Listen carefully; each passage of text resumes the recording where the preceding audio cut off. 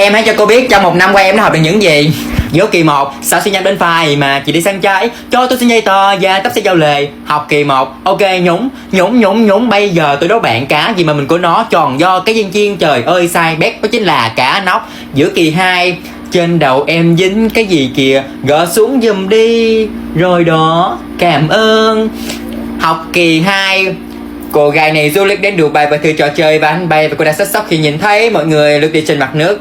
Rồi bây giờ là cái bài nhờ gió gửi nắng bên anh, dường như em mướt đẫm cơn mưa, em chẳng còn. Trời đất, còn chạy cái gì tới thì tới luôn đi má. Và sau đây là dòng tâm sự tao gửi đến mày nè, con miệng tốt mình cho cũng được một năm, tao quan tâm mày từng chút một. Có chuyện gì vui hay chuyện gì buồn thì tao cũng kể cho mày nghe, để rồi sau lưng tao mày lại đâm chọt để cho tình bạn kia sức mẻ. Mày đi nói xấu với người ta là tao thế này rồi thế nọ trong